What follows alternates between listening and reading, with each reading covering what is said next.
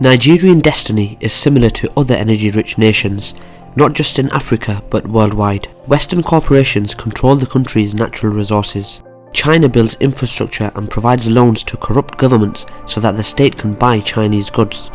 Russia sells weapons so that the official armed forces can fight manufactured enemies.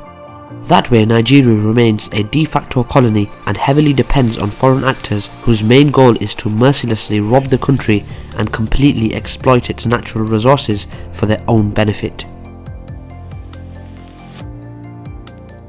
I'm your host Kasim, and thanks for joining me for another KJ vid. In this video we will discuss how the global system exploits Nigeria. I'd also like to take this opportunity to encourage you to visit our website kjvids.co.uk and sign up to our subscription plan, which will give you unlimited access to our content and the full transcripts of all of our video reports and a lot more analysis.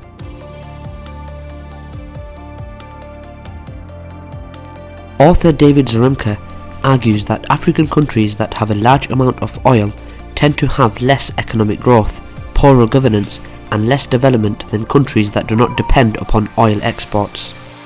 Nigeria is the living proof. It is a land of paradox. In terms of proven oil reserves, in 2016 Nigeria was ranked 10th in the world. According to Zaremka, Nigeria exports its oil and then re-imports the very same oil once it has been refined. The problem is that refinery plants have capacity to refine only about 10% of Nigeria's needs. When it comes to natural gas, Nigeria holds the 9th largest gas reserves on the planet. In spite of that, in 2015, Nigeria's main cities faced gasoline shortages. The most populous country in Africa also possesses significant reserves of coal. These deposits are allegedly being developed gradually. Officially, coal is mostly used by power plants to generate electricity. However, in spite of such energy potential, the country reportedly often faces blackouts. Also, about 1/5 of Nigeria's power is provided by hydroelectricity. Even though this source has the potential to provide an even greater amount of power, most Nigerians do not seem to enjoy any benefits from hydroelectricity. According to the World Bank, 27% of the population does not even have access to electricity. The same institution estimates that 87 out of 200 million people in Nigeria live on less than $1.9 per day. The energy that Nigeria produces is used by foreign powers rather than the domestic population. The United States has been the main buyer of Nigerian fossil fuels for years. Even though India has recently replaced the US as Nigeria's largest crude importer, there are speculations that America is buying Nigerian liquefied natural gas at an extremely low price and then selling it worldwide branded as American gas. Even if that is true, such a practice is not the only problem Nigeria is facing. According to Royal Dutch Shell, only about 25% of Nigerians' gas reserves are utilised today. The official explanation is that poor legal and regulatory frameworks prevent full exploitation. However, there are rumours that the country is currently not allowed to produce more gas and oil, as global actors are aware that the fossil fuels are running out, and they tend to keep a certain amount of this energy for a later period of time. In any case, the OPEC member produces 2.5 million barrels of crude per day, even though it could pump much more.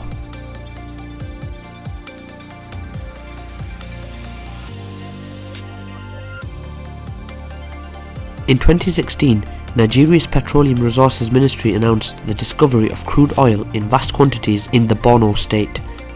This Nigerian federal entity is the home of Boko Haram, an affiliate of ISIS which seeks to create a caliphate for itself in Nigeria's northern region. Since the discovery of oil in the south, more than 60 years ago, it has not delivered a sustainable economic development, and is extremely unlikely that the extraction of oil in the north of the country will bring prosperity to the region. As Nigerian journalist Iroma Egbajul pointed out in one of his articles, the gift of the Niger Delta has become its curse, and the northeast could find itself at the same crossroads soon enough. The Niger Delta is probably the most important region in the country. Most of Nigerian oil and natural gas reserves are located in this area, and it makes up more than 7% of Nigeria's total landmass. For decades, oil spills have been damaging the environment in this part of the African country. Corporations involved in Nigeria's oil extraction, as well as the environmental pollution, are Shell, ExxonMobil, Chevron, Statoil and Nigeria's Agip Oil Company.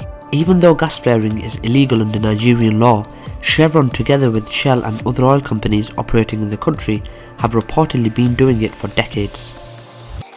It is estimated that 2 million people live within 2 kilometers of a gas flare in the Niger Delta. The government is turning a blind eye to such activities that are damaging human health, and many analysts blame corrupt local politicians for environmental disaster.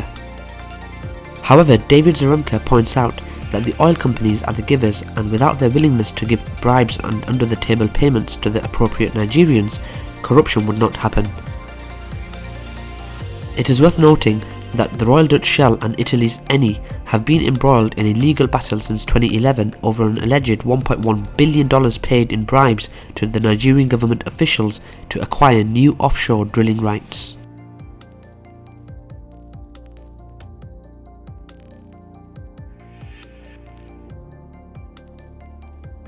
Oil remains the country's main source of income, accounting for approximately 56% of the state income and as much as 85% of export revenue.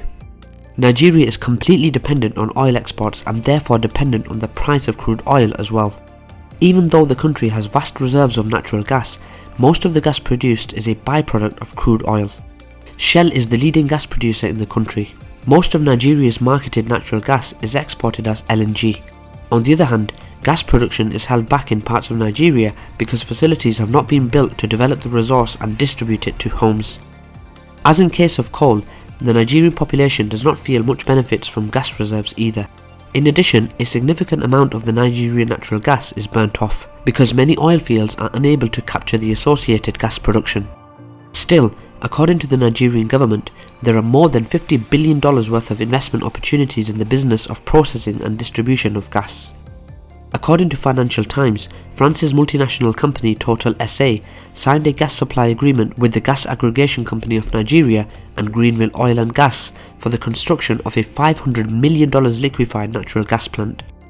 Also, Royal Dutch Shell reportedly signed a $300 million agreement with the Nigerian energy company Shoreline Energy to develop, market and distribute natural gas around Lagos. Besides oil, Nigeria is seemingly investing in its oil sector. Nigerian business mogul and the richest man in Africa, Aliko Dangote, is building what is expected to be Africa's largest oil refinery in the Nigerian commercial city of Lagos.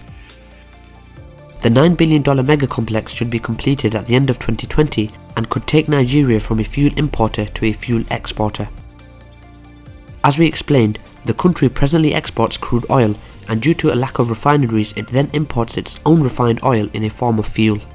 In 2018, Nigerian oil and gas exploration company Oranto Petroleum announced that it would be cooperating with Russia's largest oil producer, Rosneft, to develop 21 oil assets across 17 African countries.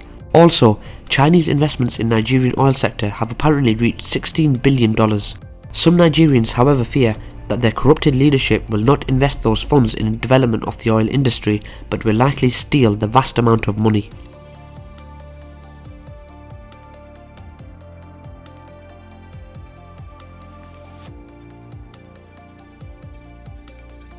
According to President Muhammadu Buhari, Nigeria will run out of its proven oil reserves in the next 25 to 30 years, which means the country should shift its focus to natural gas production.